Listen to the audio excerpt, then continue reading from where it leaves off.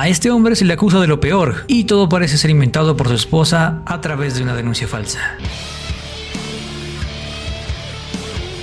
Todo comienza con la celebración del 5º aniversario de la boda de Nick y Amy. Nick es este hombre que ves un poco frustrado y que se encuentra en el bar de su hermana. Está aquí tomándose un trago, pero empieza a contar sobre su aniversario a la hermana y mientras todo esto ocurre tenemos un flashback de cómo esto sucede. Nick recuerda cómo conoce a su esposa, riéndose de la gente alrededor. Este se quiere hacer el héroe, pero ella no le cree mucho. Todo es flirteo. Sin embargo, ellos se gustan mucho y se besan. Más tarde van a casa y tienen relaciones íntimas. ¡Qué delicioso! Sin embargo, al volver al presente termina de conversar con su hermana y Nick regresa a su casa, pero encuentra la puerta abierta y esto no suena muy bien. Aquí es donde todo se empieza a poner interesante, porque Nick busca a su esposa y dentro de la casa se encuentra con una escena de terror. Todo está desorganizado. Y además de esto, sin encontrar a Amy, da por concluido que ella está desaparecida sin dejar rastro alguno. Sin embargo, llega la policía a investigar lo sucedido. Entran a la casa a revisar y se dan cuenta que Amy es muy aplicada y que ya tiene títulos en psicología en Harvard. Al tiempo que se nos revela que ella es muy famosa por un libro infantil que se trata de su propia vida. Este libro infantil tiene mucho que ver con la psicología de Amy, porque si bien es una biografía de ella, la retratan como alguien perfecta, y esto nos servirá para entender más adelante. Entonces tenemos un nuevo flashback, donde Nick le pide matrimonio a Amy en medio de la presentación de su libro. Ella está un poco irritada por la presión de sus padres sobre la imagen de Amy, y los periodistas que quieren saber cómo es ella en realidad, las semejanzas y diferencias que tiene con la asombrosa Amy del libro, y en ese momento Nick entra como un periodista en un juego de roles y le pide matrimonio.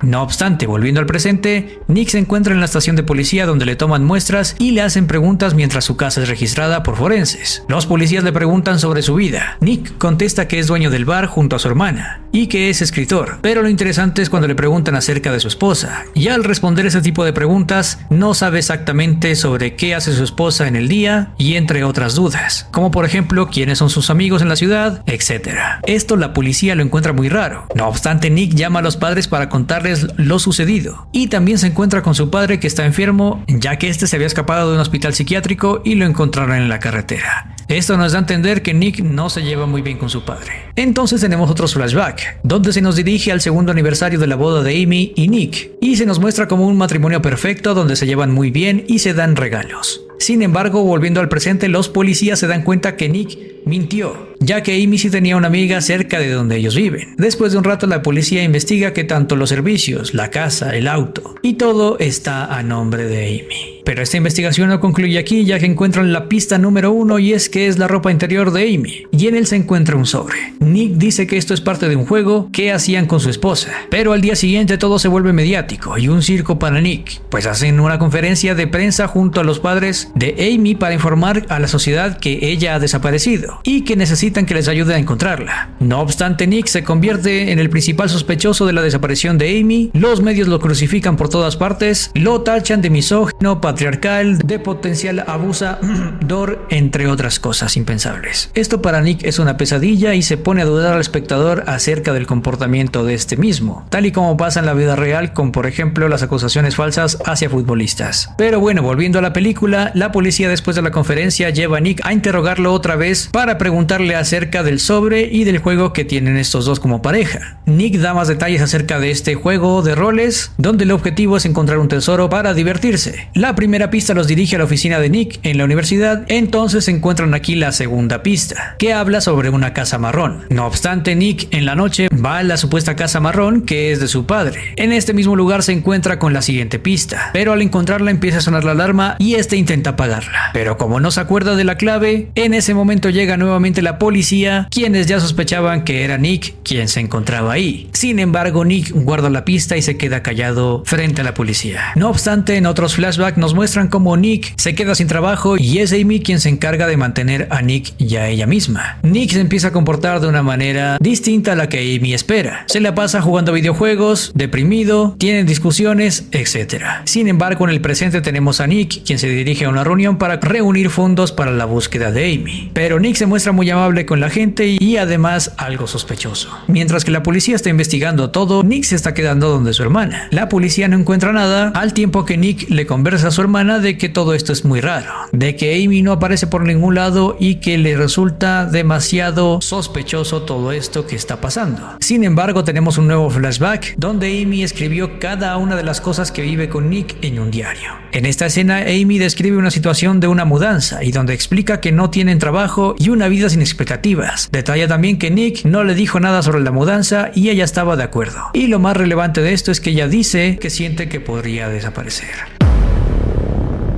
No obstante, se nos muestra también una escena que es muy crucial en donde Amy descubre que Nick está siendo infiel, y a partir de este momento empieza el calvario de Nick, ya que Amy, al darse cuenta de todo esto, empieza a planificar muy meticulosamente cuál será su venganza, ya que todo esto comienza desde el principio, desde el día 1, cuando Amy conoce a Nick. Amy quiere ser aquella novia que es prácticamente la mujer de tus sueños, la mujer ideal, que no hace problema para nada, que acepta todo lo que tú quieres, vamos, algo así como una novia terreno. No obstante, se nos muestra que en el presente Nick se encuentra acostado en el sofá y aquí es donde está Nick con su amante. Él se encuentra muy preocupado porque no sabe si ella había dejado ropa interior en su oficina, ya que Nick no quiere que se enteren de esto. Pero con toda la preocupación del mundo, Nick hace el delicioso por última vez con su amante.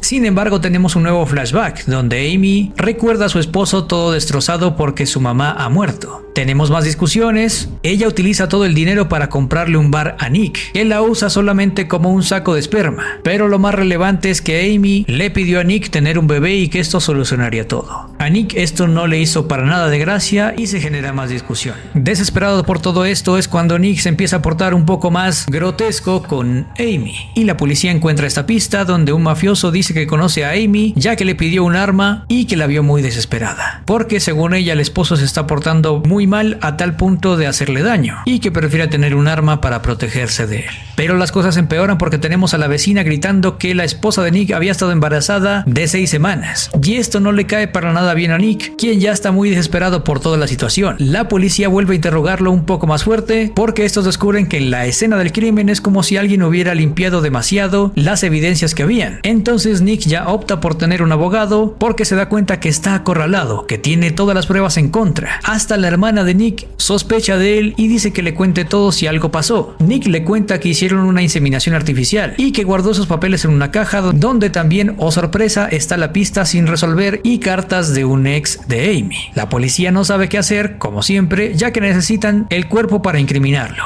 Así pues van a la casa marrón del papá de Nick para buscar más pruebas contundentes. Al llegar encuentran el diario de Amy, donde está escrito todo lo que pasó en los últimos días antes de desaparecer. Y este momento es muy interesante porque nos damos cuenta de todo lo que está pasando en esta historia. Se nos revela el motivo real por el cual Amy está desaparecida, porque Amy no es el ser de luz ni la víctima que todos creíamos. Así que es momento de tomarnos la píldora roja y ver qué es lo que realmente estaba pasando. Desde el día número 1, Amy se empezó a portar como la chica que le gustaría a cualquier hombre. Siempre se portó de esta manera para satisfacer más y más a Nick, tratando de fingir ser alguien que no era. Pero como esto de fingir no funciona en el largo plazo y Nick cambió su comportamiento, además de que tenía un amante, y Amy al enterarse de esto es donde da inicio a su plan macabro, donde todo lo que pasó fue inventado por Amy. Las pruebas, que parecían ser contundentes, como la sangre, las fotos, y todo lo que pasó simplemente fue la venganza de Amy porque Nick le fue infiel. ¿Recuerdan lo del libro que nos serviría para entender la historia más adelante? Sí, este es el preciso momento para revelarlo. En el libro se nos da a entender que Amy es una persona muy perfecta. La describen como alguien sin errores y que podría lograr todo lo que se proponga. Los padres de Amy le inculcaron esas ideas desde pequeña, en un mundo de perfección. Y las medidas que toma para no ser abandonada por Nick le salen en su contra, o todo esto le sale el tiro por la culata. Entonces esto es un rasgo muy marcado de la personalidad narcisista, donde ellos intentan como sea manipular a las personas para conseguir algo a cambio, como por ejemplo que los amen de manera incondicional. Sin embargo, un rasgo también de la personalidad límite es tomar medidas desesperadas para evitar el abandono de las personas que consideren como alguien favorito, por ejemplo una pareja, un amigo o un familiar. Otra de las pruebas que manipuló Amy fue convencer a su vecina amiga, haciéndole creer que Nick es un maltratador en potencia, y ya que era la vecina quien estaba embarazada de verdad, Amy aprovechó la orina de esta última para inventarse lo del embarazo. Entonces, con toda la manipulación que Amy le hizo a su amiga de que su marido es un maltratador en potencia y de todo lo malo que este es con ella, la vecina regó la voz y empezó todo el feminismo. Broma.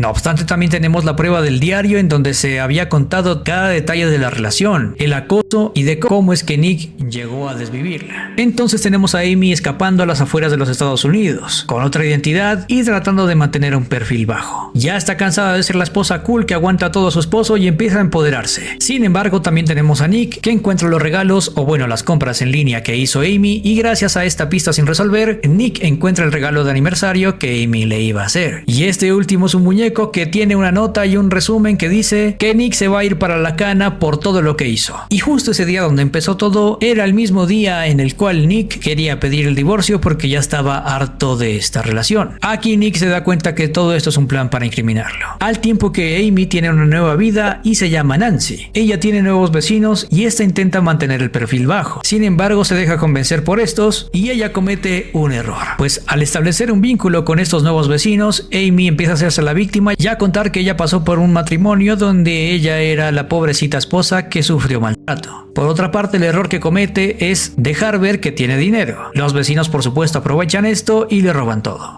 ¿Y a mí qué me importa?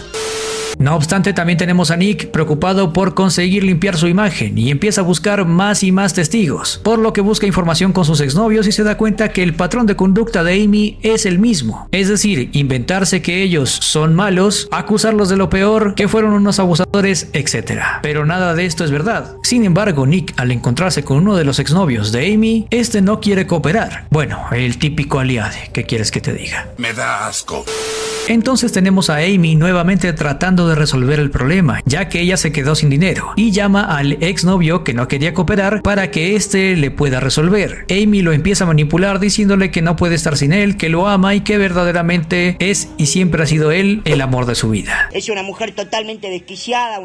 Simplemente para aprovecharse de su ex y conseguir algo de dinero y de bienestar durante esos días en los que fingía ser secuestrada y no tenía dinero. Sin embargo, Nick, como ya se dio cuenta de todo esto y como ya cuenta con un abogado, estos elaboran una estrategia para acabar con todo esto. El abogado le consigue una entrevista con los medios a Nick para defender su imagen y su inocencia. Sin embargo, en esta entrevista, Nick solamente consigue parecer más culpable de lo que ya era. Este argumento de Nick en la entrevista convence de alguna manera a Amy, quien está viendo la entrevista al lado de su exnovio. Entonces Amy, al verse convencida de todo esto, decide darle un giro argumental a la historia y, haciéndose la víctima nuevamente y con engaños, ejecuta a su exnovio mientras hacían el delicioso. Esta de la nada vuelve a encontrarse con su amado Nick enfrente de todo el mundo y, ante todo pronóstico, pensando que ella ya estaba también en el barrio de los acostados, hace quedar a su exnovio y que le estaba ayudando con lo del problema del dinero como el verdadero victimario y que ella, en defensa propia, tuvo que pasarlo a mejor vida.